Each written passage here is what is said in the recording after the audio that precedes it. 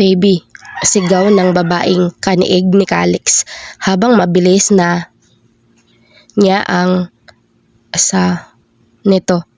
The woman never stopped until they both came. Her should have him, but the woman sounded like a freaking banshee. Damn it.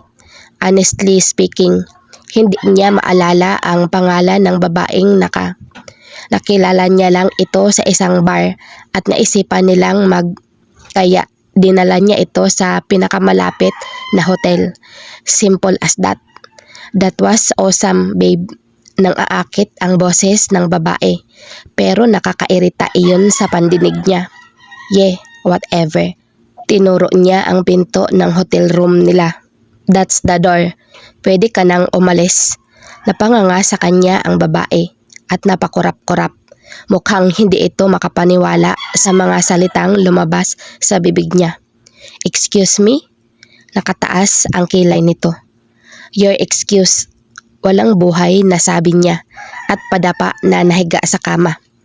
Ilak mo na lang ang pinto kapag umalis ka na. And please, pakibilisan. Gusto ko nang magpahinga.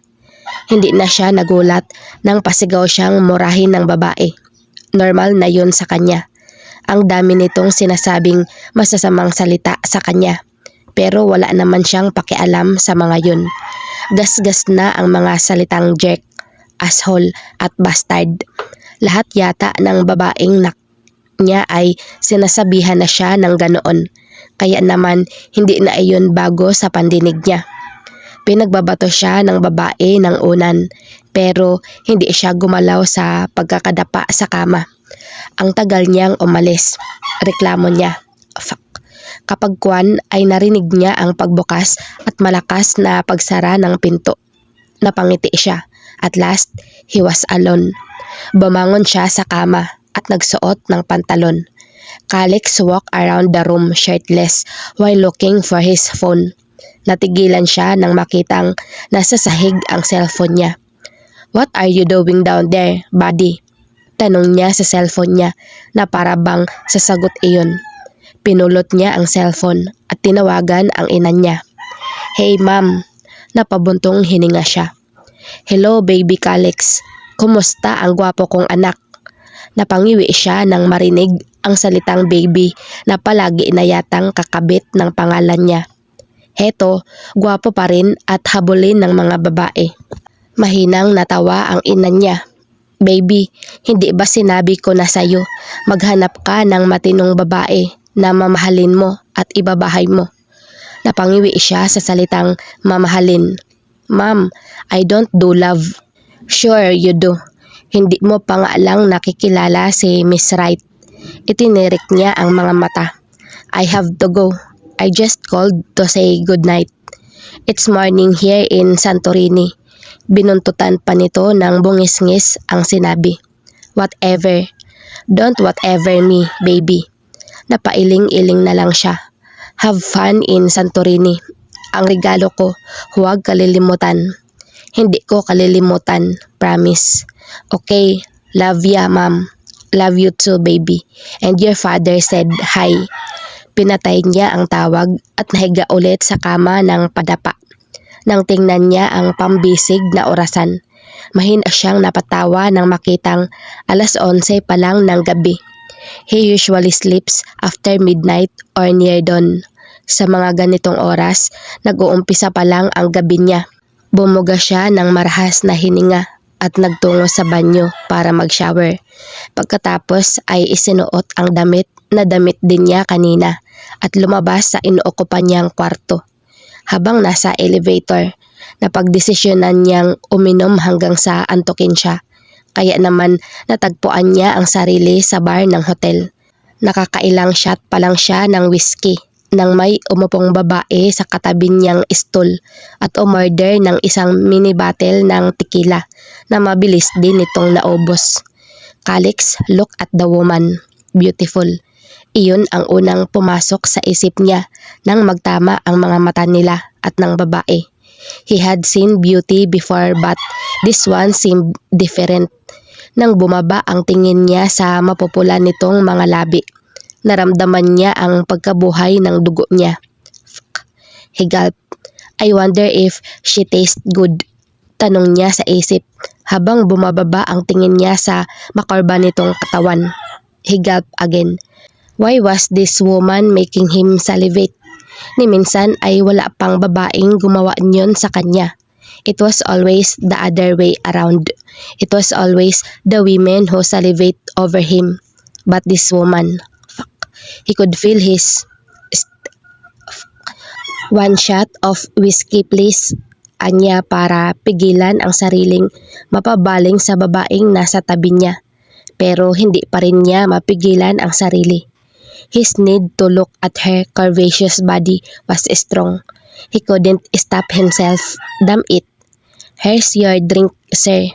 Anang bartender na pumukaw sa naglalakbay niyang isip. Ibinalik niya ang tingin sa bartender. Thanks. Calix gripped the glass tightly and drank the whiskey in one shot. Fuck. One more please.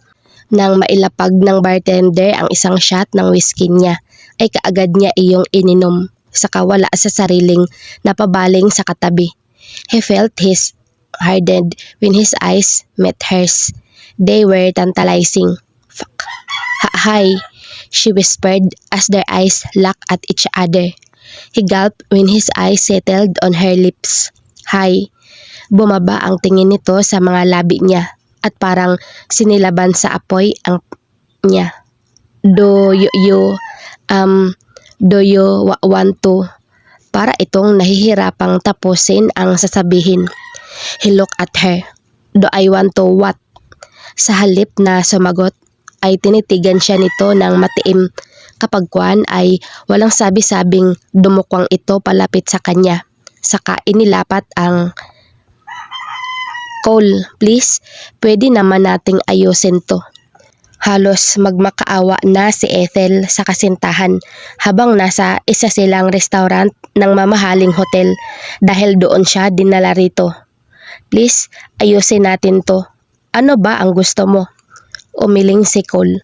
Alam mo ang gusto ko, Ethel. Kaya nga kita dinala rito eh.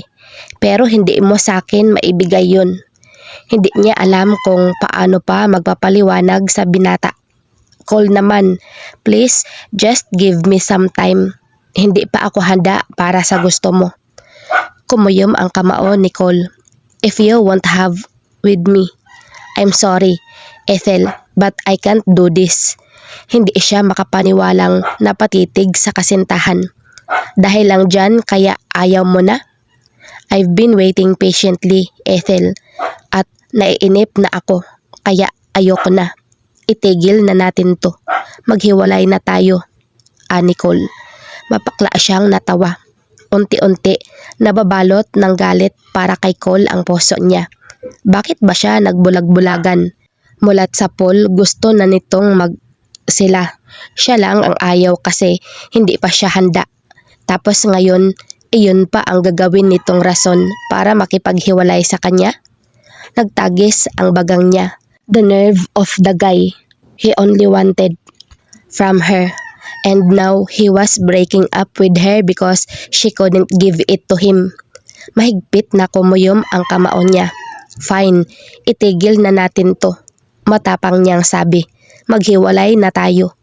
Parang hindi makapaniwalang napatitig sa kanya si Cole. Makikipaghiwalay ka talaga sa akin? Taas noo siyang tumango. Yes. Parang nanunuya itong ngumiti. Sa tingin mo naman, makakahanap ka pa ng katulad ko na papatol sa'yo? I mean, look at you, Ethel. You're a damaged good. Walang lalaking matino ang tatanggap sa'yo. Ako lang, kaya dapat tinatrato mo ako ng mabuti. Para siyang sinampal nito sa sinabi. Pero bago pa siya makasagot, ay umalis na ito sa mesa nila. At iniwan siya pagkatapos mag-iwan ng bayad para sa in-order nilang pagkain.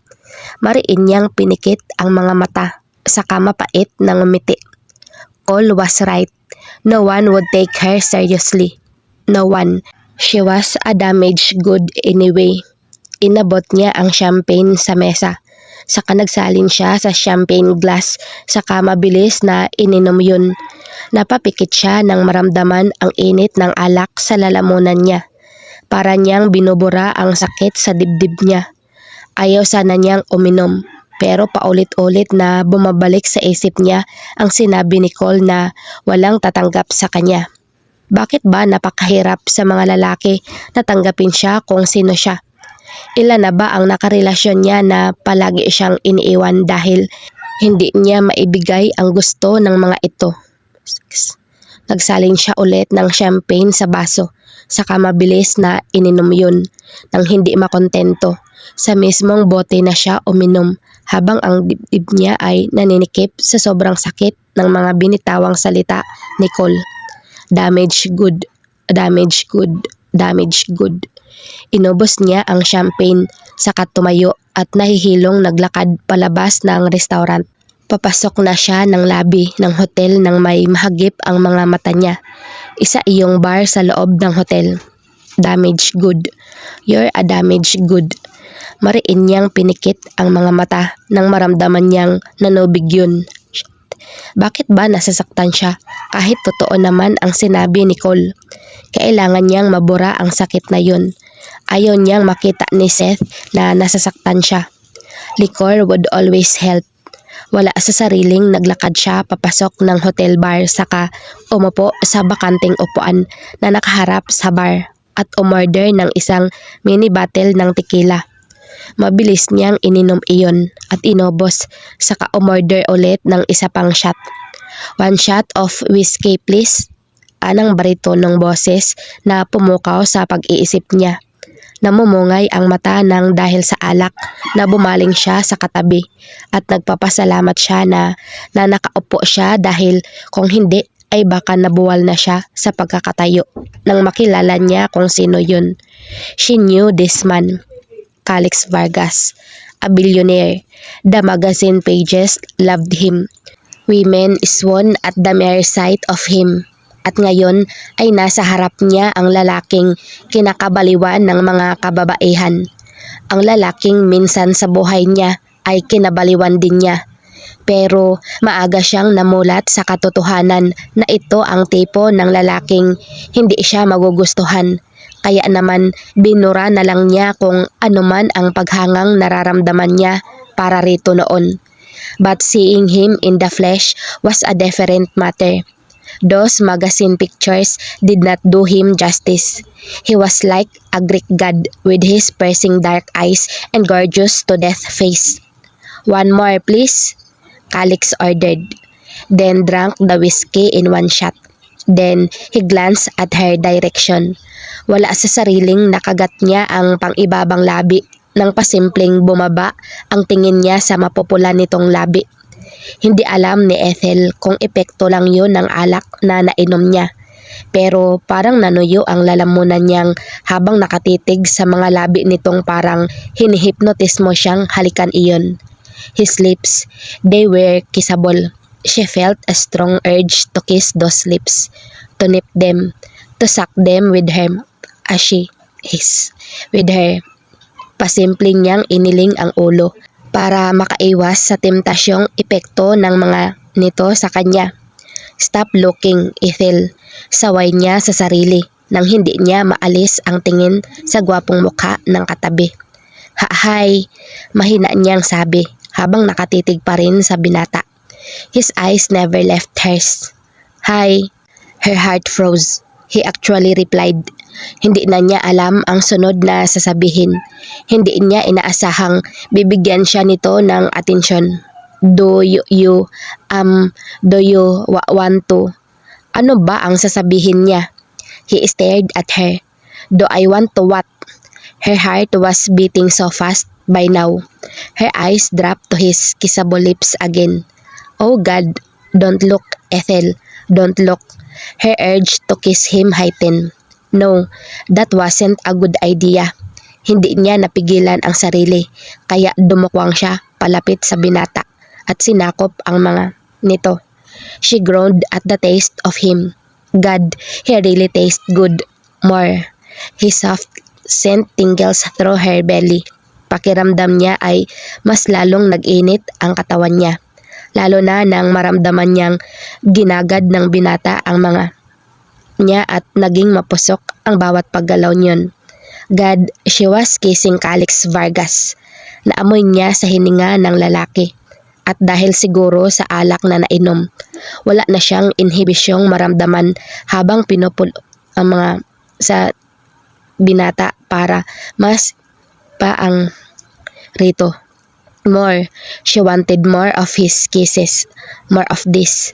Napapikit si Ethel nang maramdaman niyang naging mas pa ang galaw ng mga ng lalaki sa mga niya. Hindi niya napigilan ang na lumabas sa bibig niya ng nito ang ng mga kinagbaba niyang. It made her body burn and mahina siyang napadaing nang humawak sa bewang niya ang binata. Saka pumalibot ang isa nitong braso sa bewang niya at hinapit siya palapit dito. Nang nito ang ng ay hindi niya napigilan na naman siya. Ano ba ang nangyayari sa akin? Kailan pa ako naging ganito kapusok? Pero wala na siya sa tamang huwisyo. Darang na siya ni Calix. Sa unang pagkakataon, mula nang magkaisip niya. Ito ang unang beses na nakaramdam siya ng pagkasabik na isang napasabunot siya sa buhok ni Calix at mas lalo pang at naging ang dirt battled their breathing mix. They were each other. Walang pakialam si Ethel kung nasa isang bar sila o kung may makakita sa kanila. She was Calix Vargas. For goodness sake, he actually noticed her. Maybe just for tonight. Kakalimutan niya kung sino ba siya. Kakalimutan niya ang sakit sa nakaraan niya. Kakalimutan niyang isa siyang damaged good. She wanted Calix Vargas. And she will have him, even just for tonight, just tonight. Bumaba ang mga nito sa niya, patungo sa mayayaman niyang. She was wearing a spaghetti strap dress, so it was easy for him to her, but he didn't. Ibinalik nito ang mga sa mga niya na nakaawang saka nagtanong, "Do you want to have with me?" Putol niya sa iba pa nitong sasabihin. Naramdaman niyang natigilan ito sa tanong niya. What? Wala nang inhibisyon sa katawan niya dahil sa alak na nainom at sa masidhing kagustuhang ang binata. Kahit ngayong gabi lang. Let's have, sabi niya na parang isa lang iyong bagay na pwedeng gawin kahit saan. Hindi mo ba ako gusto? Am I not beautiful enough for you? Mabilis itong umiling. No, ang ganda-ganda mo nga eh. Marhan nitong hinaplos ang pisngi niya. Gago lang ang lalaking tatanggi sa'yo. Mapait siyang tumawa. Tell that to Cole. Kumunot ang noo nito. Who's Cole? No one. Ayaw na niyang isipin ang gagong yun. Kaya ng ang mga nito. Kahit ngayong gabi lang. Gusto niyang kalimutan na isa siyang damaged goods na walang papatol sa kanyang matinong lalaki. Heto ang isang gwapo at mayamang lalaking tumutugon sa mga niya. Kahit ngayong gabi lang, gusto niyang maging isang na babae na tanggap ng kahit na sinong lalaki. Even just for tonight, she wanted to pretend that she was someone else. A normal woman wanting a man so much she felt desperate honestly. Desperate to be accepted for a change. Niya ang pang-ibabang nito saka pabulong na nagtanong, "Don't you want to have with me?" "Lasing ka ba?" Tanong nito nang pakawalan niya ang mga labi nito. Umiling si Ethel. "Mukha ba akong lasing?" Hinaplos niya ang pisngi nito. Saka masoyong ang mga nito nang aakit. "You're so handsome than the pictures." Hinawakan niya ang kamay nito saka hinila palabas ng bar patungo sa elevator. "Come on, pagbigyan mo na ako. Just for tonight. May gusto lang akong kalimutan at tutulungan mo akong kalimutan yun. Loneliness glimmered in her eyes. Maganda naman ako, mabango, magaling naman akong. Pero bakit ayaw mo sa akin? O baka naman hindi ako sapat para sa'yo? Tumingin siya sa mga mata nito. I'm always unwanted, you know?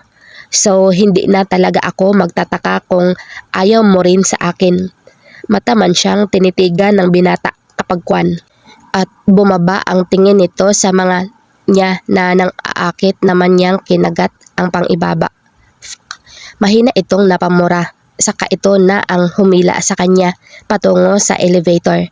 Nang bumukas ang elevator, pumasok silang dalawa at pinindot ni Calix ang 30th floor. Pagkatapos ay bigla na lang siya nitong isinandal sa pinto ng elevator. Saka mainit na ang mga na kaagad naman niyang tinugon ng buong puso. Mahina siyang nang masai nito ang mayayaman niyang. Habang sila na parang wala nang bukas. All she could think about was how delicious his lips tasted. Parang may sariling isip ang mga kamay niya na gumapang ito pababa sa ng binata. Saka sinapo ang nito dahilan mahina itong "Your friend wants me." Bulong niya sa mga at hinalikan na naman ulit ang binata.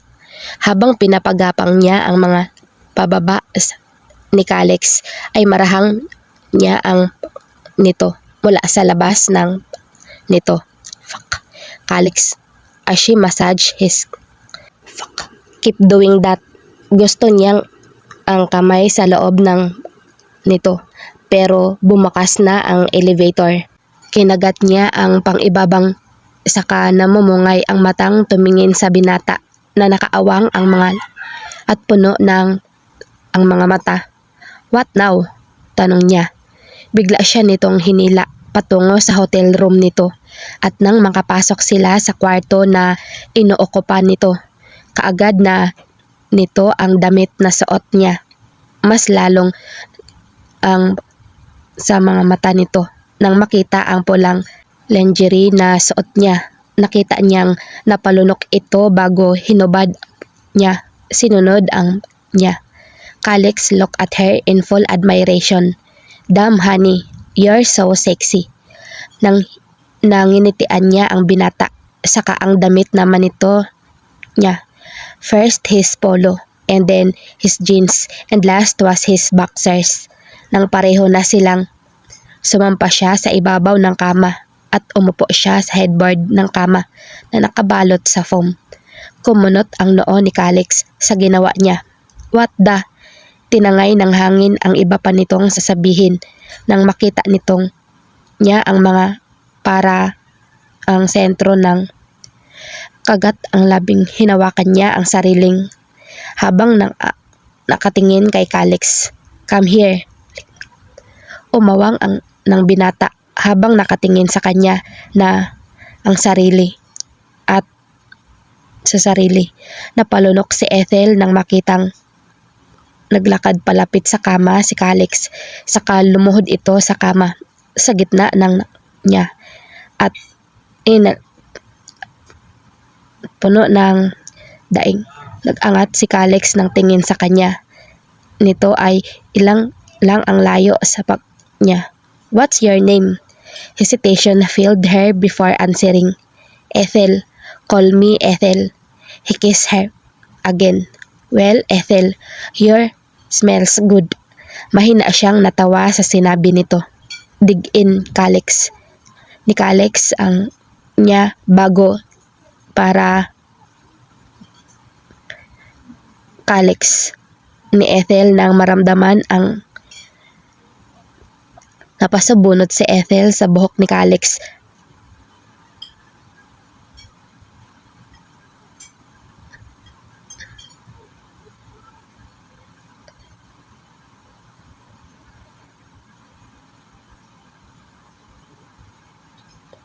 Mas lalo siyang nahibang sa nansun nito ang gamit ang dulo ng nito at Iyon, mas lalong humigpit ang pagkakasabunot niya kay Calix at mas lalong pinagduldulan ang niya sa mukha niya. She was more Calix. Nararamdaman na niya ang more like that. Pinakawala na ni Ethel ang buhok nito at sa gilid naman siya ng headboard kumapit habang sinasamba ni Calix ang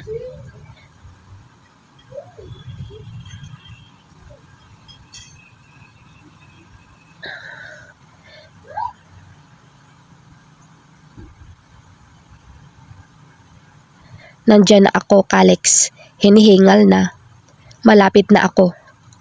Napalad siya kasabay ng pagsabog ng "Dad." Nun, hinihingal niyang sabi. Gumuhit ang ngiti sa mga labi nito. "You're welcome. You just complimented my performance." Mahinang natawa si Ethel. Saka tinulak pahiga ang binata at kinubabawan ito. Mahinang si Calix nang niya ang parang napupugto ang hininga ni Ethel nang maramdaman ang dahan-dahang ni Calix sa loob niya. Nakakawalang ulirat siyang dulot niyon sa kaibuturan niya. Hindi niya napigilan ang sa bibig niya. "Calix, you're so big. Feels so good." "Thanks." He gripped her and then he started ni Ethel na parang nahihibang. Calix thrust long and deep, making her so loud. Pagkatapos ay mabilis na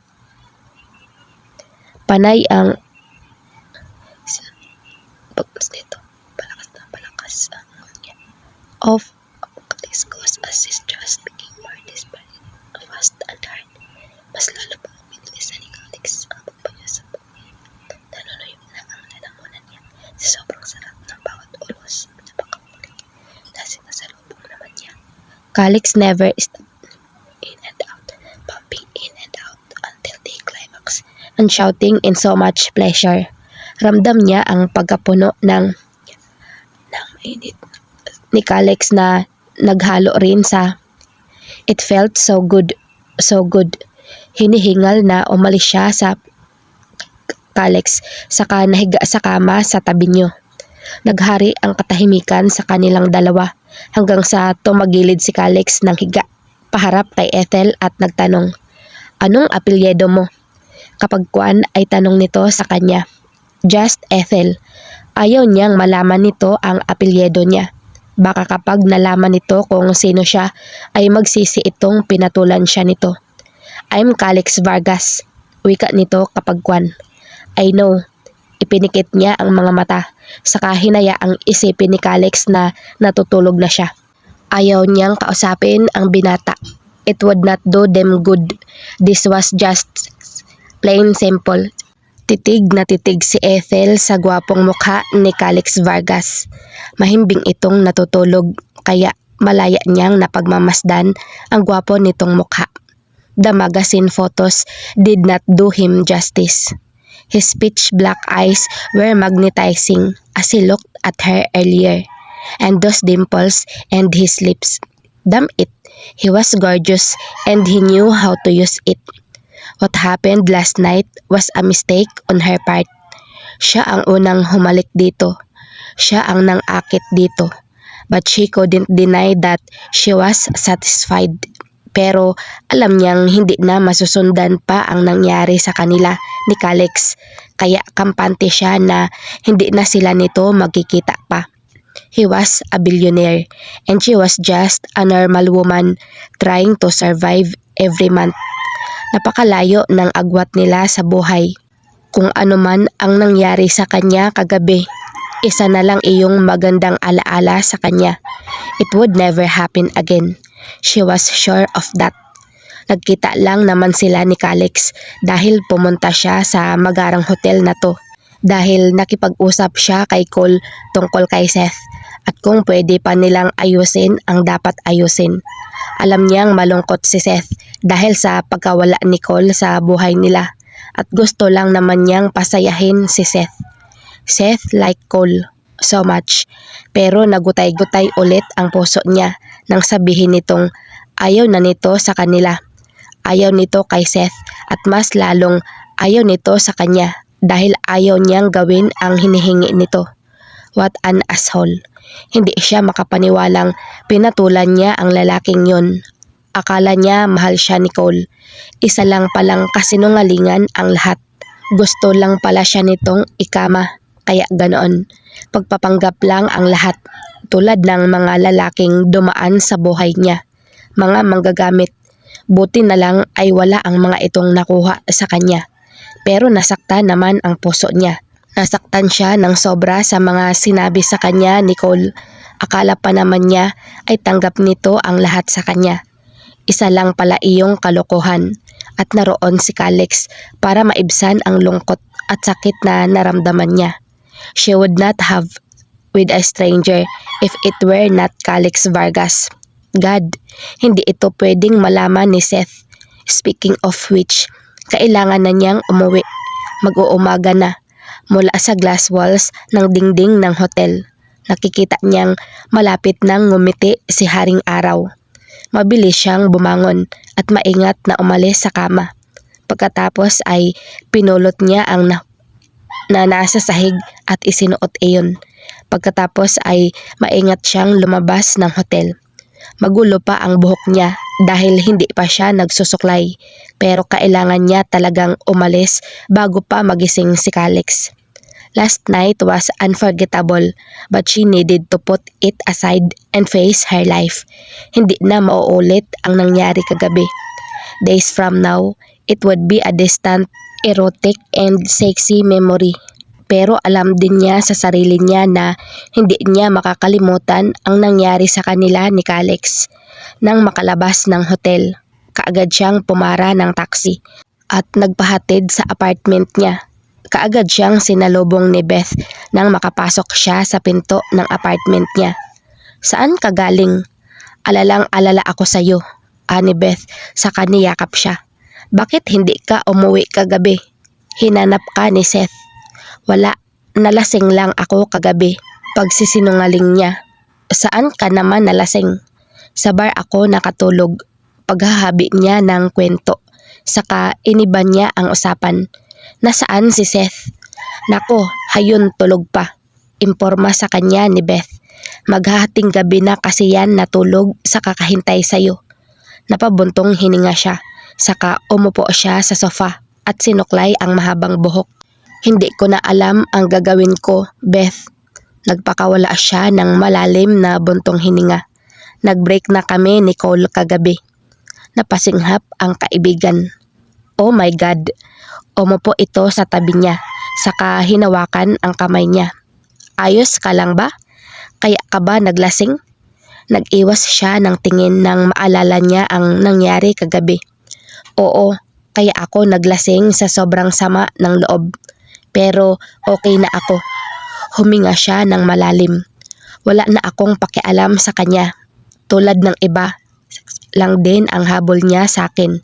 Hindi porket ganito ako ay patakbuhin na akong babae. Bumodha ang lungkot sa mukha ni Beth. Akala ko iba siya. Mapait siyang ngumiti. Pare-pareho lang naman ang mga lalaking yun. Mga manggagamit at manloloko. Beth sighed. But this is just too much, Ethel. Napailing-iling ito. 5 na ang naging boyfriend mo. Pero lahat, isa lang ang habol sa'yo. At nang hindi mo naibigay, iniwan ka.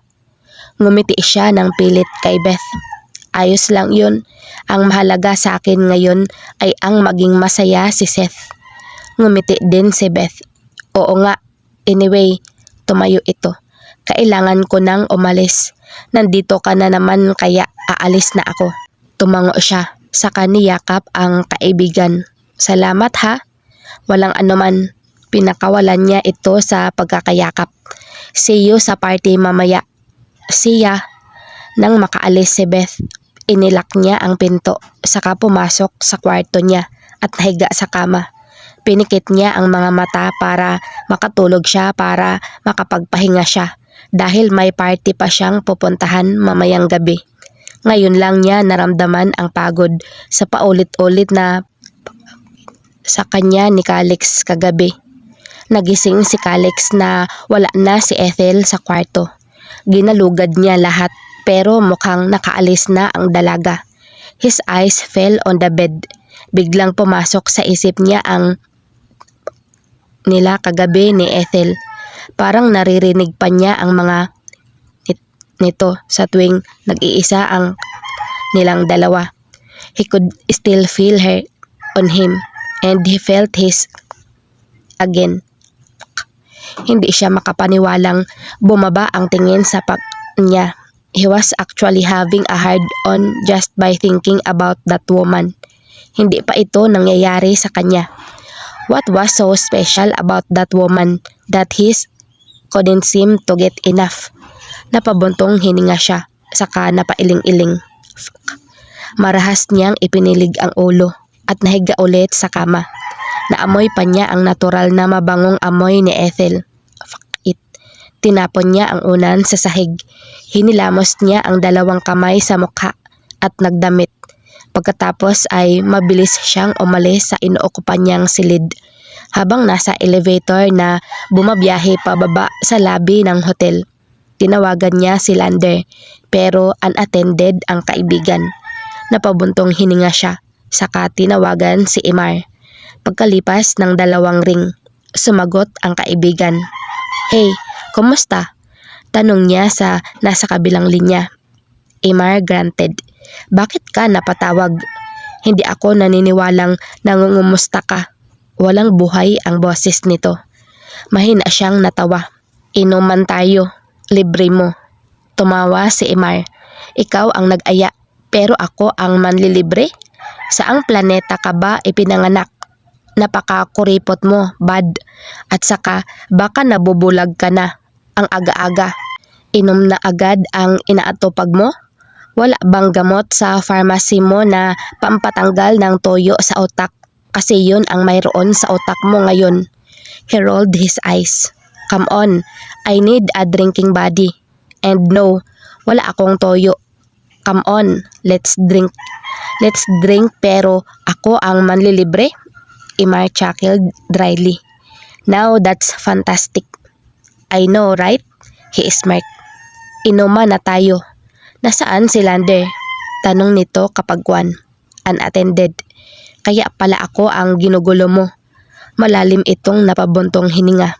"Fine, let's meet in Bachelor's Bar in 20 minutes. Siguro naman bukas pa sila ngayon. 24 hours ang bar na yun." Anya, "I need to get wasted." Calix ended the call and went to the parking lot. Sumakay siya sa kotse niya at mabilis iyong pinaharurot patungo sa Bachelor's Bar. "Maraming salamat talaga, Miss Vallega. My daughter looks glamorous and that's thanks to you." Anang ina ng debutante na ngayon ay isa-isang kinakausap ang mga bisitang dumalo sa engrande nitong 18th birthday party, kung saan imbitado rin siya at ng kanyang assistant na si Beth. "Walang anuman yun, Mrs. Sanchez." Nakangiting tugon niya sa ginang. "It was my pleasure guiding your daughter to be as glamorous as she is now." Halatang proud na proud ang ginang sa anak nito. Nakakatuwang makitang ganoon ang anak ko. Nginitian siya nito. "O siya, kumain lang kayo, ha? Maiwan muna kita. Enjoy the party, Miss Vallega." She smiled. "I will." Nang makaalis ang ginang, bumaling siya sa katabi niyang si Beth na sumisimsim ng wine. "Gusto ko nang umuwi, Beth." Reklamo niya. "Nag-aalala na ako kay Seth."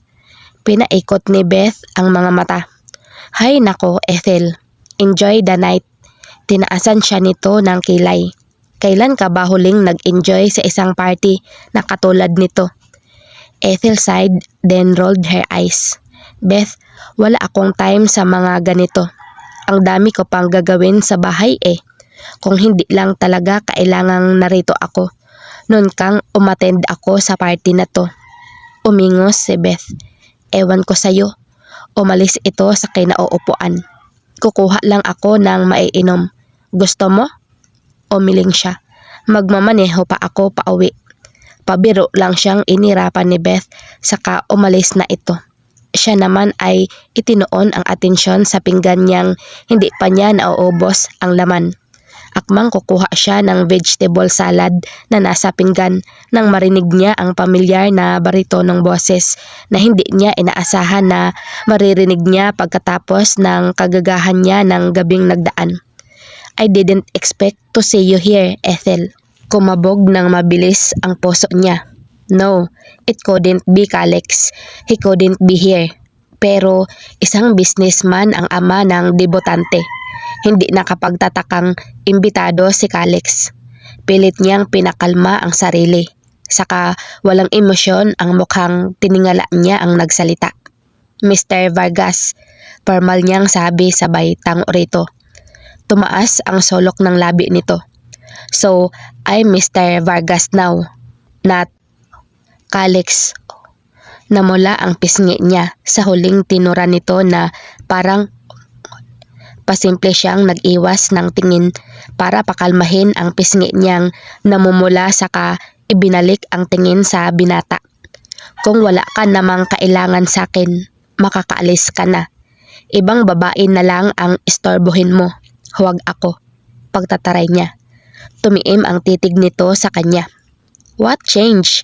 Humaplos ang daliri nito sa pisngi niya at nilabanan niya ang sariling huwag mapapikit sa masarap na pakiramdam na dulot niyon. Last night, you were a goddess and now you are demure. I wonder. I'm not drunk anymore. Taas noon niyang sabi, saka tumayo. That's what changed. Akmang iiwan niya ang binata para makatakas sa binubuhay nitong sa katawan niya nang pigilan siya nito sa braso. Not so fast, honey. Mabilis na hinapit siya nito palapit sa katawan nito. Saka parang nang aakit na hinaplos ang likod niya. At dahil backless ang damit na suot, nagsitaasan ang mga balahibo niya nang humaplos ang mainit nitong palad sa balat niya. Not so fast, Ethel, he whispered. You left without saying goodbye. Pilit niyang nilalabanan ang nararamdaman ng katawan niya. Mr. Vargas, what happened to us was just a one-night stand. Lasing ako at wala sa tamang huwisyo kaya ko nagawa yun.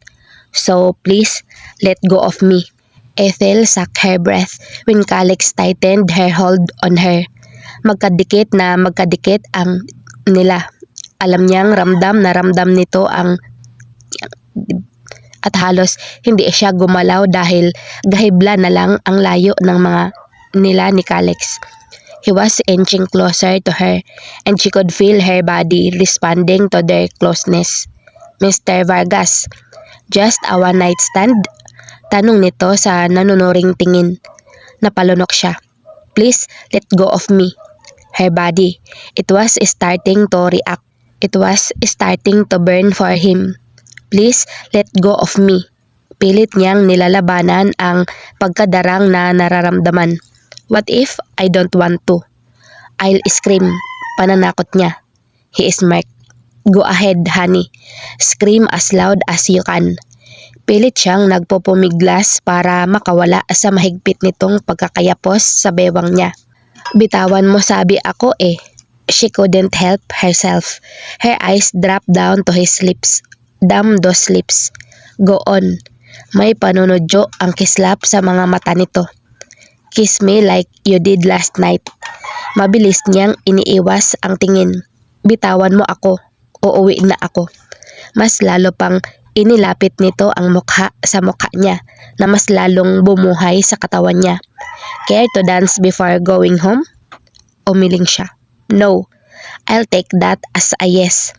Walang nagawa si Ethel nang igiya siya ng binata patungong dance floor.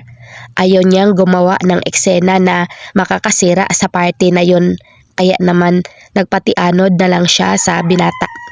Kaagad na yumapos ang mga braso ni Calix sa katawan niya nang makarating sila sa dance floor. Napakalapit ng katawan nila at mukha na naamoy na niya ang mabango nitong hininga na mas lalong dumadagdag sa nararamdaman niya para sa binatang kasayaw. Please, God, help me. This temptation will not do me any good. Nahigit ni Ethel ang hininga nang maramdamang gumapang pababa sa niya ang kamay ng binata. Malalaki ang matang tumingin siya sa pangahas. "Calix," she hissed. He smiled, showing his set of dimples that almost made her knees buckle. "There's my name." Tumaas na naman ang kamay nito mula sa saka ang bewang naman niya ang niyapos habang sumasayaw sila sa saliw ng malamyos na musika. "It actually sounds good when you say it." Nakagat niya ang pang-ibabang labi nang maramdaman niya ang hininga ni Calix sa mga tenga niya. Good God, what was this man doing to her? Simpleng niyapos pa lang nito pero halos manginig na ang kalamanan niya. Hindi ito pwedeng magpatuloy na ganito.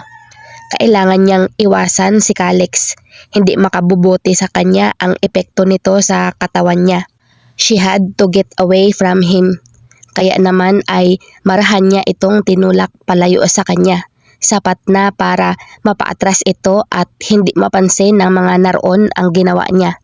Saka malalaki ang hakbang na umalis sa dance floor at nagtuloy-tuloy palabas ng solar patungo sa gate ng bahay. She should not have come here. Hindi na sana siya umattend sa party na to. Di sana hindi niya nakita si Calix na kumpiyansa siya na hindi na niya makikita kailanman. Pero doon siya nagkamali. Mabilis siyang lumapit sa kotse niyang nakaparada. Saka nagmamadaling pinaharurot iyon palayo sa lugar na yun. Palayo sa temptasyong gusto niyang iwasan.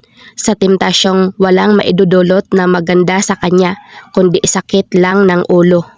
Nakatingin lang si Calix sa papalayong sasakyan ni Ethel.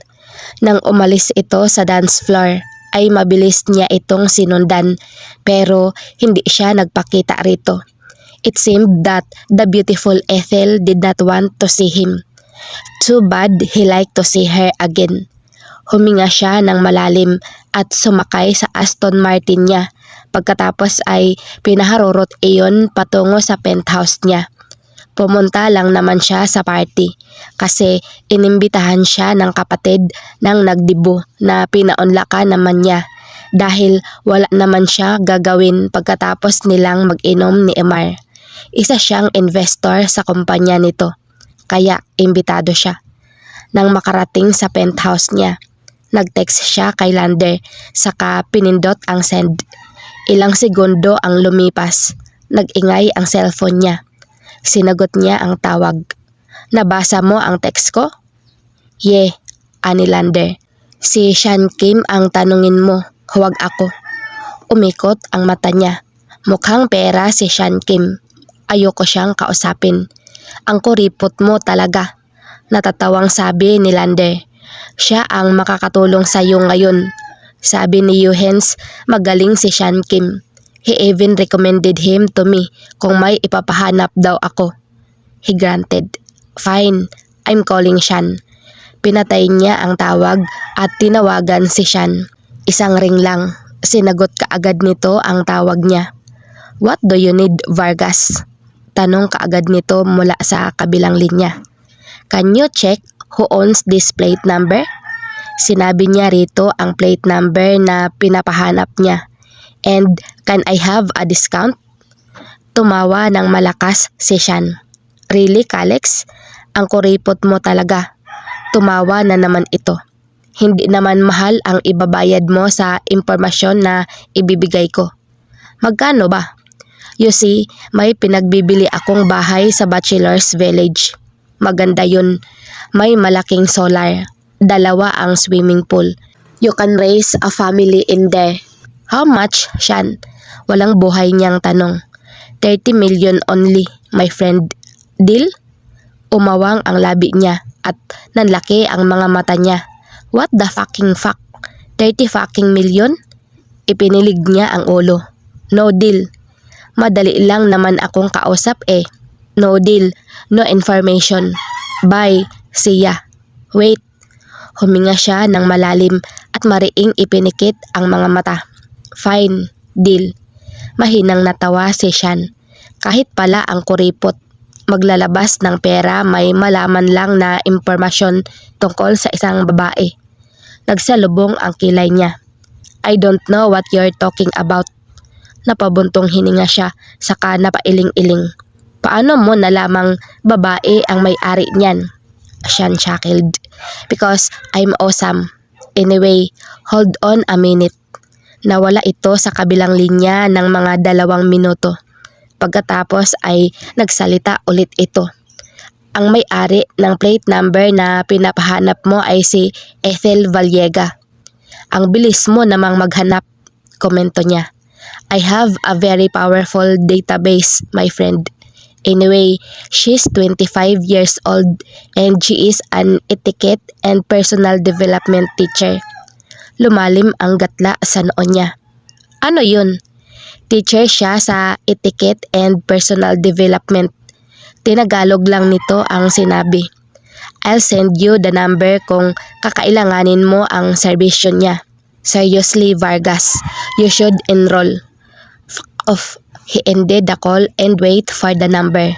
Nang matanggap niya ang numero, kaagad niya iyong tinawagan. Babae ang nakasagot sa tawag niya at nasisiguro niyang hindi iyon si Ethel base sa boses ng nasa kabilang linya. Who's this? Tanong niya na magkasalubong ang kilay. Good evening, this is Beth Farrer, Secretary of Miss Ethel Vallega. How may I help you? Nasapo niya ang noo nang wala siyang masabi. Fuck. I want to enroll. Holy shit. I have an excellent etiquette. Thank you very much, mouth. I'm sorry to inform you, sir, but our enrollment is now closed. We have already reached the maximum numbers of our students. Humigpit ang hawak niya sa kanyang cellphone. I'll pay triple. I'm sorry, sir. 100,000 for every session.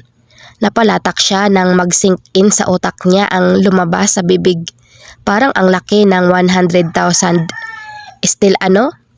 Nawala ng imik ang nasa kabilang linya. Kapag Juan ay nagsalita rin ito ulit.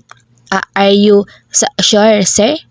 Nasa boses ng kausap niya na hindi ito makapaniwala. Ibigay mo sa akin ang bank account name and number niyo. I'll send the money first thing tomorrow.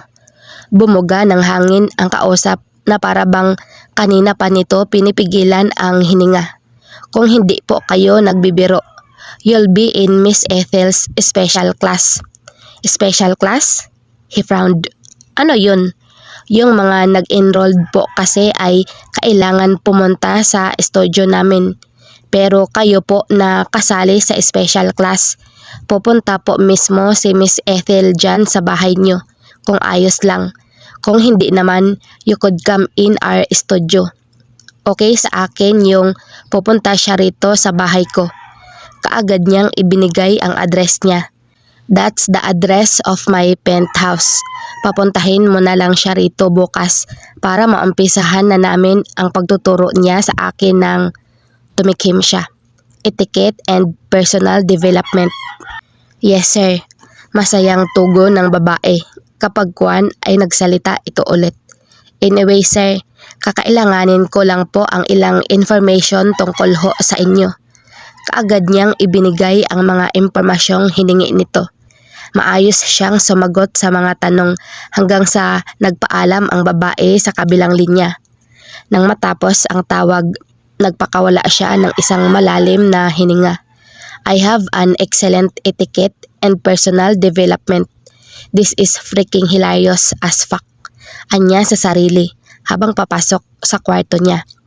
Pagpasok pa lang si Ethel sa estudyo niya. Sinalubong kaagad siya ng isang malakas na tili ni Beth. Ethel, Ethel. Tili nito nang makita siya. Oh my God, I have good news. Tumama ka sa loto? Gaga, hindi no? Napakalapad ng ngiti ni Beth. May kliyente tayo na handang magbayad ng 100,000 per session. Napamulagat siya. Totoo? Tumango ito habang nakangiti pa rin. Yes, totoong totoo. Sabi ko nga sa kanya na sa special classes siya dahil, Beth, walang tayong special classes. Mayroon na ngayon. Nilapitan siya nito at hinawakan sa magkabilang balikat. Isipin mo to, Ethel. 100,000 per session. Madali lang naman ang gagawin mo. This is what you do best, Ethel. Kahit maka 10 session ka lang, makaka1 milyon na tayo. Mabibili na natin sa wakas itong estudyo na buwan-buwan nating binabayaran para lang maging sa atin na at hindi tayo palayasin ng may-ari. At ang good news ay nagbayad na siya para sa 3 session. Nagpakawala siya ng isang malalim na buntong hininga. Mukhang wala na siyang magagawa. Nakabayad na pala eh. At tama si Beth. Makakatulong sa kanya ang malaking pera na yun. Katatanggap lang niya ng mga bills niya noong makalawa at kasama na doon ang buwanang bayad sa estudyo na to. Fine, I'll do it. Anya na ikinangiti palalo ng malapad ni Beth. Great. May ibinigay sa kanyang munting papel si Beth. Calix Ventura ang pangalan ng kliyente mo. Lalaki siya at sa timbre ng boses niya. Feeling ko gwapo siya. Bahagyang nanlaki ang mga mata niya. Calix ang pangalan niya? Oo. Bakit? Umiling siya. Wala naman. Nag-iwas siya ng tingin. This just must be a coincidence. Maraming lalaki sa mundo na ang pangalan ay Calix. Saka Ventura naman ang apelyido ng isang ito. Hindi Vargas. Kaya nasisiguro niyang hindi ito ang binatang gusto niyang iwasan. Anyway, tinanong mo ba siya ng ibang mahalagang impormasyon na kailangan natin? Mabilis na tumango si Beth. Nagtatrabaho siya sa CureMed Pharmaceutics Company. Ibinigay niya sa akin ang contact number ng HR department ng pinagtatrabahuan niya at kinonfirm nga nila na may Calix Ventura silang empleyado. CureMed Pharmaceutics? Just a coincidence again. She was sure of that. Nandyan ang address niya sa papel na yan. Pagpapatuloy na sabi ni Beth. Sinabi ko sa kanya na baka mamayang hapon ka na makapunta kasi may tuturuan ka ngayon. As if on cue. Isa-isang pumasok ang mga estudyante niya na halos anak lahat ng mayayaman. I'll be in the office, ani Beth at iniwan siya sa estudyo kasama ang mga estudyante niya. Huminga muna siya ng malalim bago matamis na ngumiti sa mga estudyante niya. Okay, class, our lesson for today is about different smiles in every different occasion and situations. And her class of etiquettes and personal development began. Pagkatapos ng klase ni Ethel, nananghalian muna siya saka siya nagpunta sa address na nasa papel na binigay ni Beth sa kanya. Naririnig ni Ethel ang malakas na pagtibok ng puso niya habang lulan siya sa elevator patungo sa penthouse nitong special student niya. Kinapa niya ang pepper spray sa loob ng bag baka sakaling gamitin niya. Oo nga at may mga impormasyon siyang alam tungkol sa bagong estudyante. At kinonfirm naman ng pinagtatrabahuan nito na mabuti itong tao. The fact still remained na hindi niya personal na kilala ito. Bakit naman kasi niya tinanggap to eh? Kailangan niyang mag-ingat. Kung hindi lang malaki ang ibabayad sa kanya, nun kang pupunta siya. Kaya lang kailangan kasi niya ngayon ng pera eh. Nang tumigil ang elevator, humugot siya ng isang malalim na hininga bago lumabas at naglakad patungo sa nag-iisang pinto sa floor na iyon. Pinindot niya ang doorbell. Nang lumipas ang 3 minuto na walang nagbukas, nagbaka sakali siyang pihitin ang doorknob kung bukas. Nagulat siya nang bumukas ang pinto. What the heck? Hindi ba marunong mag-lock ng pinto ang may-ari ng bahay na to? Kahit walang pahintulot, pumasok siya sa loob ng penthouse at isinara ang pinto. Pagkatapos ay naglakad siya patungo sa sala. Nalula siya sa mga mamahaling kagamitan na naroon. Simple lang ang ayos ng penthouse, pero halatang bawat gamit na naroon ay tanging mayayaman lang ang makakabili. The owner of this house even had a piano, and that cost an arm and a leg. Hello? May tao po ba rito? Malakas ang boses na sigaw niya habang kinakapa ang pepper spray sa bag niya. I'm Ethel Vallega, the etiquette and personal development teacher. Nang walang matanggap na tugon, naiinis na umupo siya sa pang-isahang sofa. Nasaan kaya ang may-ari ng penthouse na to? As if to answer her question, nakarinig siya ng yabag sa likuran at biglang may lumapat na sa niya. Malalaki ang mata na nilingon niya ang panghas at inihanda ang pepper spray. Laking gulat niya nang makita niya si Alex Vargas na ilang dangkal lang ang layo ng mukha nito sa mukha niya. Her heart flipped. Alex? Tumawid ng tayo ang binata. He was not wearing a freaking shirt at nakatapis lang ng tuwalya ang pang-ibaba nito. That's me. He smiled. Sorry, naliligo ako kaya hindi kita narinig. Umikot ito patungo sa mahabang sofa na kaharap ng pang-isahang sofa na kinauupuan niya. So, a teacher ha? Pinukol niya ng masamang tingin ang binata nang mag-sink in sa isip niya ang nangyayari. Hindi siya makapaniwalang natawa. Really? Calix Ventura? He gave her an apologetic smile. Sorry, though it's not a lie. My mother's maiden name is Ventura. So, tumaas ang kilay niya. Plinano mo ba to? Yeah. Walang pag-aalinlangan nitong sagot. Hindi makapaniwalang napatawa siya. Good God, nagbayad ka ng 100,000 para pumunta ako rito sa penthouse mo? Nope. Humilig ito sa likod ng sofa at matiim siyang tinitigan. I paid 100,000 for you to teach me. Teach you what? Hindi mapigilan ni Ethel ang mga mata na bumaba sa matitipon nitong dibdib. Crap. Teach me something. Ikaw bahala kung ano ang ituturo mo sa akin. Calix smiled. Kahit ano, basta may matutunan ako. Napalunok siya nang dumako ang tingin niya sa tuwalya na nakatapo sa kasilanan nito. Marahas niyang ipinilig ang ulo at tumingin sa mga mata ng binata. Mr. Vargas, alam ko yang kislap ng mga mata mo. Etiquette at personal development ang tinuturo ko, hindi ang mga posisyon sa Kama Sutra. Calix chuckled. His eyes held amusement. Wala naman akong sinabing ang mga posisyon sa Kama Sutra ang ituro mo sa akin. Pero kung iyan ang ituturo mo, isa naman akong mabait na estudyante.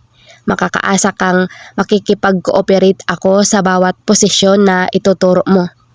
Inirapan niya ito. Pinaglalaroan mo ba ako? I take my job seriously, Mr. Vargas. Nagbayad ka at iyon ang rason kung bakit hindi pa ako umaalis ngayon sa penthouse mo. Now, kung paglalaroan mo lang ako at hindi siseryosohin ang pagtuturo ko, mas makabubuti para sa ating dalawa na umalis na lang ako at ibabalik ko sa iyo ang pera mo. Akmang tatayo siya ng kasing bilis ng kidlat na lumapit sa kanya si Calix at inilapit ang mukha nito sa mukha niya.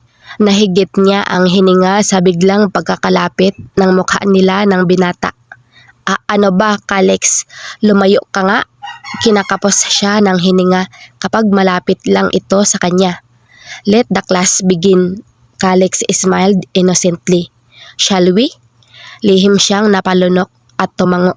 Diyos ko, tulungan niyo po akong labanan ang tukso na nagngangalang Calix Vargas. Nakakapagod. Yun ang masasabi ni Ethel sa 2 oras na pagtuturo niya kay Calix tungkol sa mga dapat ikilos ng isang maginoong lalaki. Kung hindi lang siya nito binayaran ng malaking halaga at kung hindi siya nangangailangan ng pera, kanina pa niya ito nilayasan. For the last time, Calix, hindi ganyan ang dapat na paghawak mo sa isang babae. Naiinis na inayos niya ang kamay nito na nakapulupot sa baywang niya. Put your hand on my back. That's how a gentleman guides a woman. Not snake your arm around her waist. That's not a gentleman thing to do. Calix granted. Una sa lahat, hindi ako gentleman. Pangalawa, hindi na nakakagulat ngayon kung makakita ka ng nagyayakapan sa kalye kasi normal na yun. Pangatlo, bakit naman ilalapat ko lang sa likod mo ang kamay ko kung pwede naman kitang yakapin? Sasabog na siya sa inis dahil sa lalaking to. Naiinis na inalis niya ang kamay ni Calix sa bewang niya. Sa susunod na linggo na natin ipagpatuloy ito. Agad na nagsalubong ang kilay ni Calix. Next week? Bakit next week pa? How about tomorrow? Hindi pwede bukas. Kailangan niyang samahan si Seth bukas. The day after tomorrow then. Busy ako. Anong gagawin mo? His face darkened. May kadate ka? You could say that. Sino ang kadate mo? Magkasalubong ang kilay nito at mukhang iritado. Tell me his name. Napapantastikuhan niyang tinitigan si Calix. Ano naman ang kinalaman mo dun? I just met you, Calix. Hindi kita kaano-ano. Kaya please lang, huwag kang magtanong o makialam. Nakita niyang natigilan ito kapag ay nawala ang emosyon sa mukha nito. Makakaalis ka na, Miss Valiega. Sabi nito saka tinalikuran siya. Ipinilig niya ang ulo at kinuha ang bag na nasa ibabaw ng center table at lumabas sa penthouse ni Calix. Pabagsak na umupo si Calix sa mahabang sofa sa sala niya at napatitig sa pintong nilabasan ni Ethel. He really couldn't understand her. She enjoyed being in his arms. Nararamdaman niya iyon. Pero kapag nakakasilip ito ng pagkakataon, kaagad siya nitong itutulak palayo. Ano ba ang problema ng babaeng yun? And really? She was going on a date? Fuck. Ano naman ang pakialam ko? Sa halip na isipin si Ethel, tinawagan niya ang sekretarya niya. Hello, Sa. Kumusta ka na? Nakangiting tanong niya nang sagutin nito ang tawag niya. Sa granted. I'm busy, boss. Calix chuckled. That busy, ha?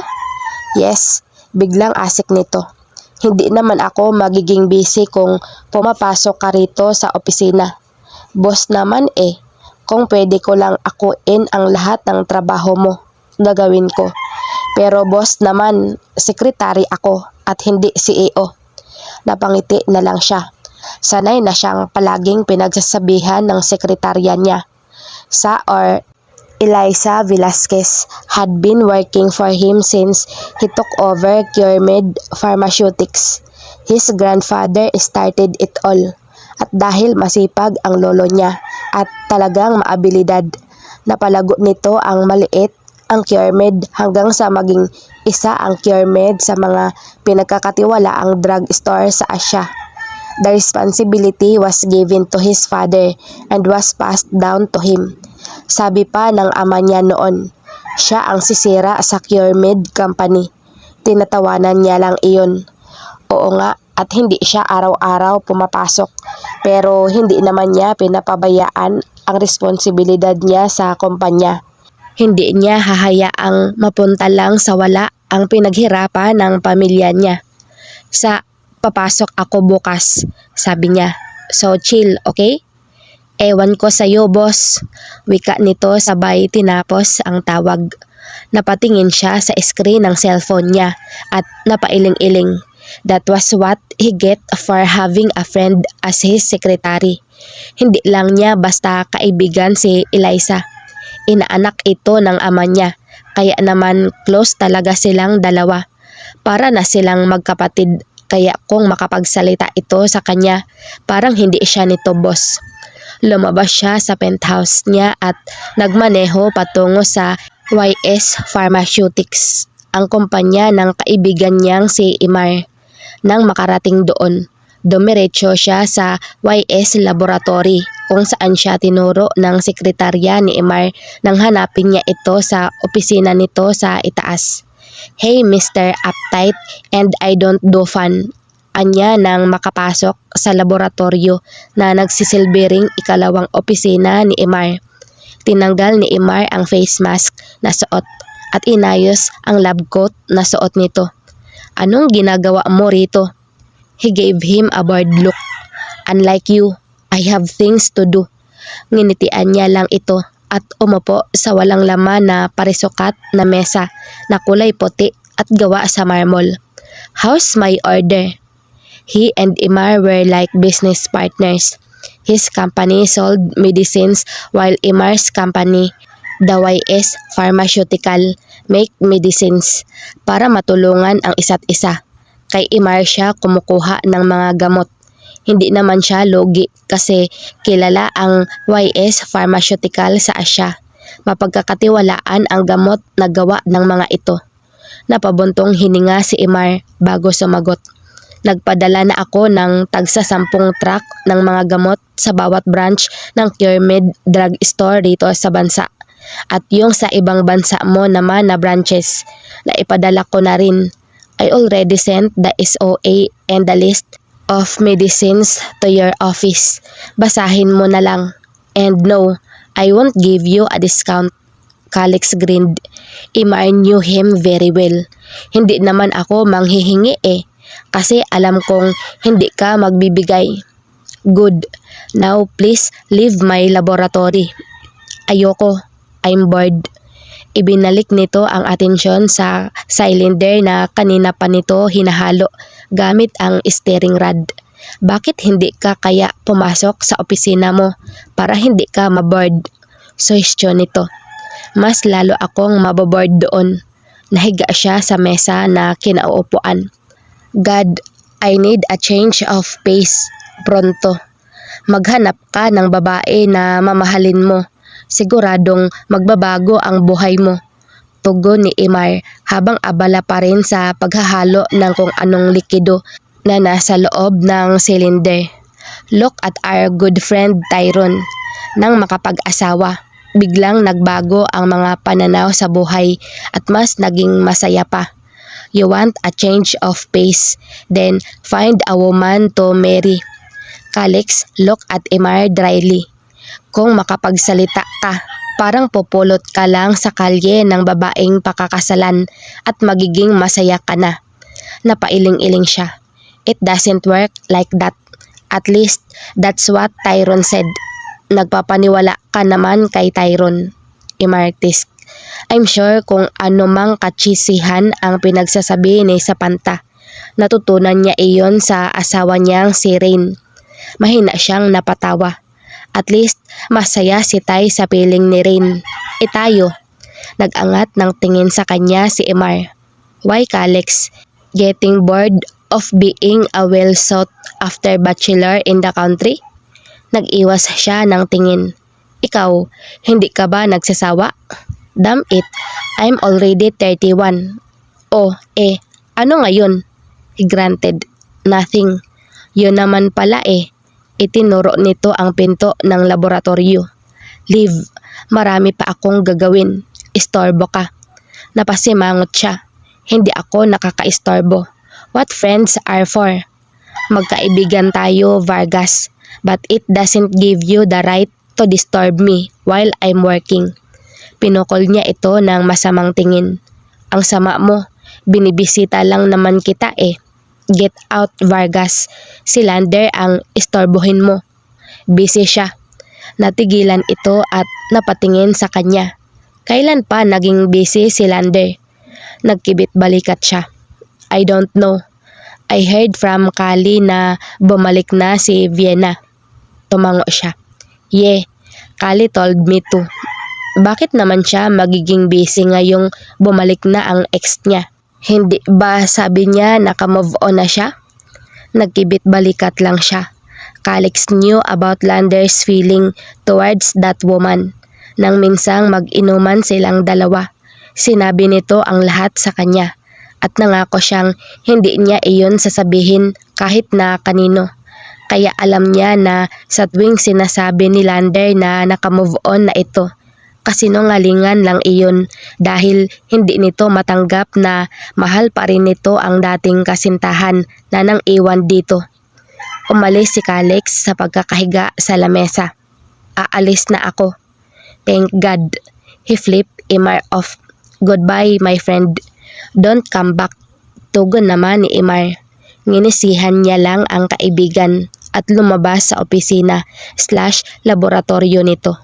Nang makalabas siya sa YS Pharmaceutics, kaagad na sumakay siya sa kotse niya at pinaharurot iyon patungo sa CureMed building. Wala naman siyang gagawin. Papasok na lang siya kahit pa nga 1 oras na lang at maglalabasan na ang mga empleyado niya. Nang makalabas siya sa elevator na naghatid sa kanya sa top floor kung nasaan ang opisina niya, kaagad niyang nakita si Sa na abala sa harap ng computer. Calix knock on Sa's table. Take a rest, woman. Tumalim ang mga mata nito nang balingan siya. So, the boss is here. He smiled and slightly sat on the edge of Sa's table. Yeah, I'm here. Anyway, call every country manager of CureMed all over Asia. May meeting tayo 2 days from now. Gusto ko silang makausap.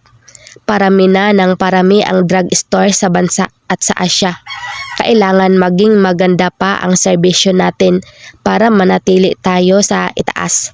Tell them to make a report about their sales and how are they competing in the market. It's been a long time since we had a meeting. Copy? Copy, boss, said Sa and went back to work. Nagpakawala siya ng malalim na buntong hininga. Saka pumasok sa opisina niya. Naglakad siya palapit sa glass wall at tumingin sa baba ng gusali. Mariin niyang ipinikit ang mga mata nang biglang pumasok sa isip niya si Ethel. He sighed and went to sit on his swivel chair. Ano kaya ang ginagawa niya ngayon? Saan kaya siya nakatira? Hinilot niya ang sentido. Should I call Shan? Napailing-iling siya. Nababaliw na ako. Bakit ko ba kinakausap ang sarili ko? Bumuga siya ng hangin at hinarap ang mga papeles na pipirmahan niya. Mukhang mag-o-overtime siya ngayon. Crap. Good night, Sir Calix. Anang security guard nang makalabas siya sa CureMed building. Have a good night too. Tugon niya at sumakay sa nakaparada niyang sasakyan. It was already 11 p.m. Tama nga ang sinabi niya sa sarili kanina na mag-o-overtime siya. Habang nagdadrive siya patungong penthouse niya, pumasok na naman sa isip niya si Ethel. Kailangan na talaga niyang makita ulit ang babae. Kanina pa ito nasa isip niya at mababaliw na siya sa kakaisip dito. Tapos next week pa sila magkikita. Fuck it, I need to see her. Nang makarating sa penthouse niya, kaagad siyang naligo at hubad na nahiga sa kama. Si Ethel pa rin ang laman ng isip niya. It was irritating him. Ano bang mayroon ang babaeng iyon at hindi ito mawala sa isip niya? Maybe because he wanted to her again, but he couldn't because she became so aloof. Fuck. Bumangon siya at umalis sa kama. Pagkatapos ay nagsali ng whiskey sa highball glass. Holding the glass and the bottle of whiskey, he went to the terrace and looked at the stars in the sky habang iniinom ang alak sa baso. Pumasok na naman sa isip niya si Ethel. Bullshit. This was not normal. Ni minsan walang babaeng pumasok sa isip niya maliban sa mahal niyang ina. Ni minsan hindi ginulo ng isang babae ang buong sistema niya. Whatever was happening to him, it was not healthy and he needed medication pronto. Inihiga ni Ethel ang pagod na katawan sa kama, saka ipinikit ang mga mata.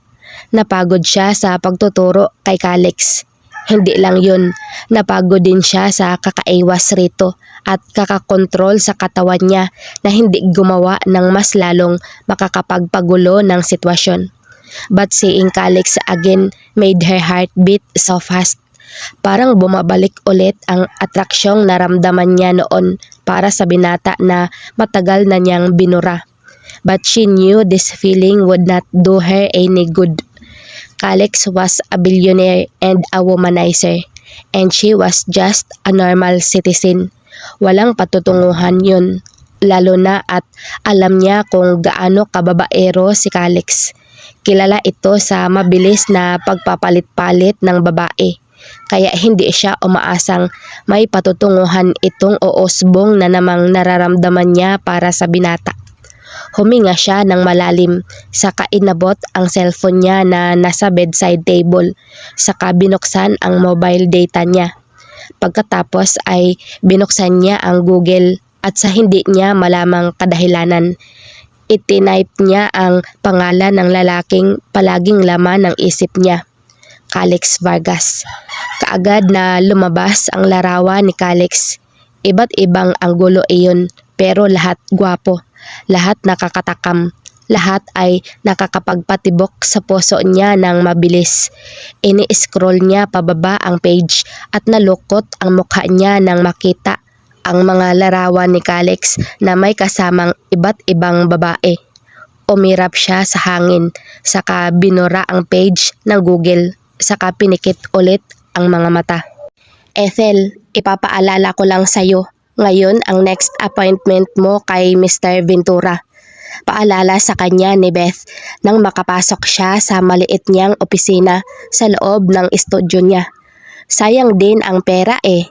Tinuyo niya ang pawis gamit ang face towel na dala, saka humarap kay Beth.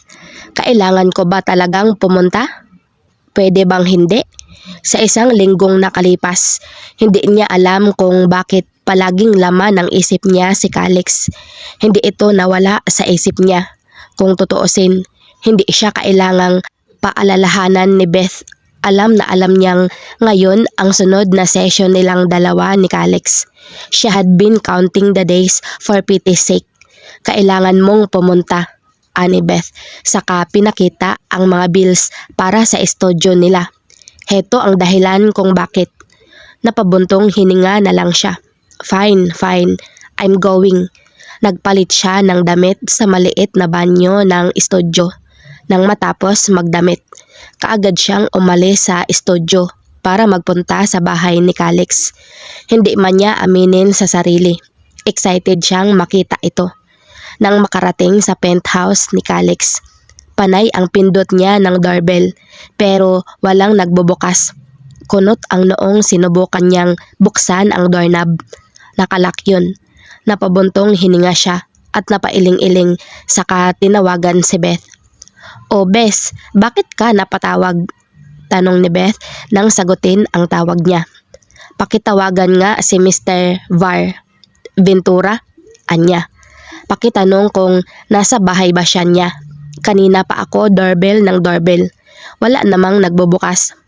How about ibigay ko na lang sa'yo ang number at ikaw ang tumawag?" Suhestyon nito. "Sige, anya." Saka pinatay ang tawag at hinintay ang text ni Beth.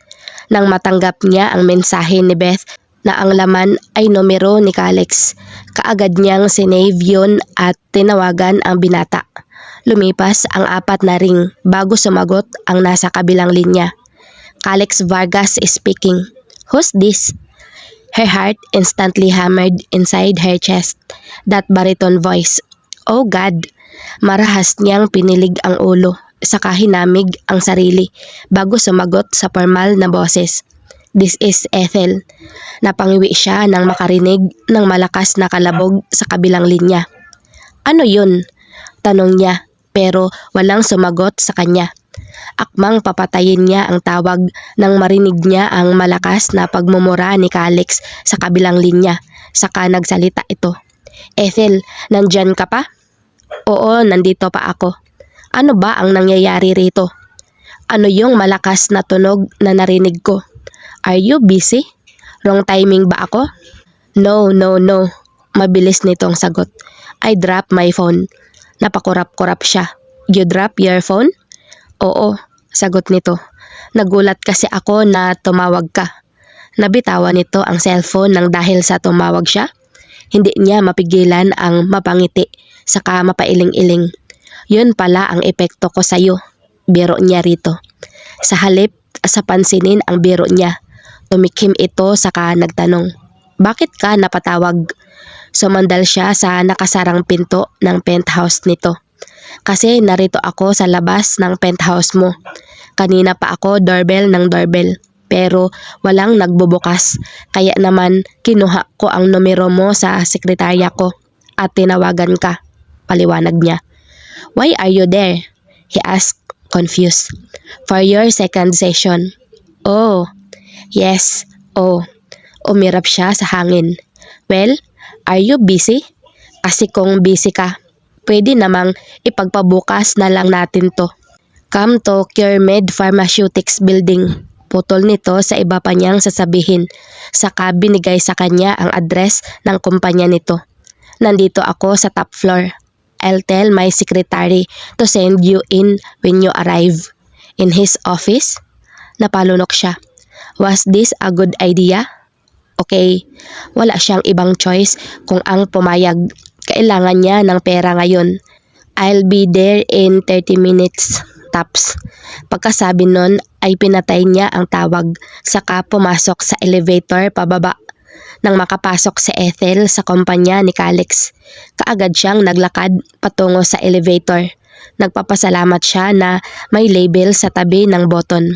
Hindi siya nahirapang hanapin ang opisina ng CEO. Nakahawak si Ethel sa dibdib kung saan naroon ang puso niya. Nang makasakay sa elevator, nararamdaman niya ang mabilis na pagpintig niyon.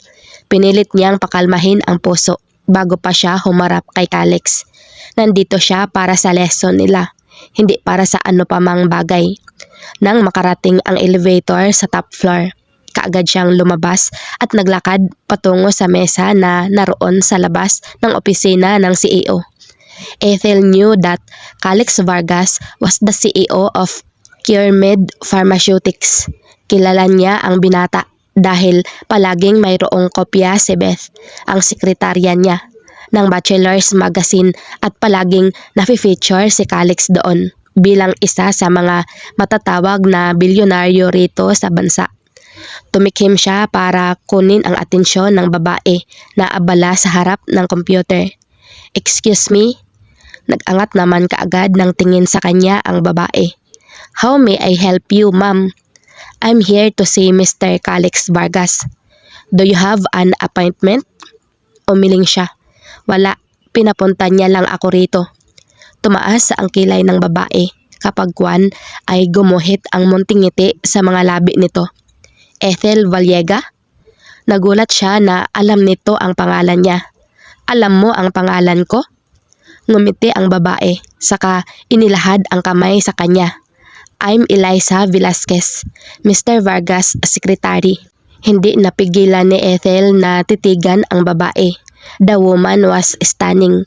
Para itong isang Latina na napadpad dito sa Pilipinas. Napakaganda ng kulay hazelnut nitong mga mata. Did Calix bang this woman too? Hindi mapigilang tanong niya sa sarili. Mapait siyang palihim na ngumiti. Of course, yes. Napakaganda ng babae. Kaya napaka-imposibleng hindi pa nito ang dalaga. Kahit mabigat ang kalooban niya sa babae sa hindi malamang kadahilanan, tinanggap niya ang pakikipagkamay nito. "Nice to meet you. I'm Ethel Vallega." Nang maghiwalay ang kamay nila, iminuestra nito ang kamay sa pinto ng opisina ng CEO. "Follow me, please." Nasa likod lang siya ni Eliza habang naglalakad ito papasok sa opisina ni Calix. At nang makapasok na siya sa loob ng opisina nito, parang gusto niyang manliit. Napakalaki niyon kumpara sa estudyo niya na hindi masyadong malaki ang space. Mabuti na lang at hindi ito pumunta roon. Nang makapunta siya sa penthouse nito, nakakalula ang karangyaan na naroon pero hindi niya inisip iyon. Pero ngayong nakapasok siya sa opisina nito, parang ngayon lang nag-sink in sa utak niya na talagang magkaiba sila ng mundong ginagalawa ni Calix. He was a billionaire and she was just a teacher renting a small studio. "Hey boss, Miss Vallega is here," imporma ng sekretarya kay Calix. Kaagad na nag-angat ng tingin si Calix mula sa papeles na binabasa nito. Parang kinapos ng hininga si Ethel nang magtama ang mga mata nila ni Calix. Hindi niya inaasahan na ganito ang magiging epekto nito sa kanya. I should have not come here. Sana ibinalik na lang niya ang pera nito. But she needed the money. Kaagad siyang nag-iwas ng tingin. Hindi niya kayang makipagtitigan dito. Para siyang nanghihina at ayaw niya sa pakiramdam na yun. She would end up in the dirt again. At napakahirap bumangon sa putikan na kinasadlakan niya noon. Ayaw na niyang bumalik pa sa panahong hirap na hirap siyang bumangon dahil sa pagkawasak ng puso at pangarap niya. Tumayo si Calix saka ngumiti sa kanya. Hey, how are you? Okay lang ako. Sinunda ng mata niya si Eliza na naglalakad palabas ng opisina. She's pretty. Komento niya nang makalabas ang babae. Mahinang tumawa ang binata habang naglalakad palapit sa kanya. Alam ko yang iniisip mo. It's a no. Kinakapatid ko siya. Namulsa ito. At saka hindi ko siya type. Tumaas ang dalawa niyang kilay. Ang ganda niya at hindi mo siya type? Napailing-iling siya. Hindi siya naniniwala. Ano ba ang tipo mo? Tumigil sa paglalakad si Calix sa harapan niya, saka matiim siyang tinitigan. Parang matutunaw siya sa uri ng pagkakatitig nito sa kanya. Hindi niya maiiwas ang tingin dahil nahihipnotismo siyang makipagtitigan dito. Ikaw, inisang hakbang nito ang pagitan nila, saka umangat ang kamay nito para haplusin ang pisngi niya. Ikaw ang tipo ko. Simple siyang napalunok nang makitang dahan-dahang lumalapit ang mukha nito sa mukha niya. Nilabanan niya ang sarili na ipikit ang mga mata at hintayin ang gagawin ni Calix. No, kinuyom niya ang kamao.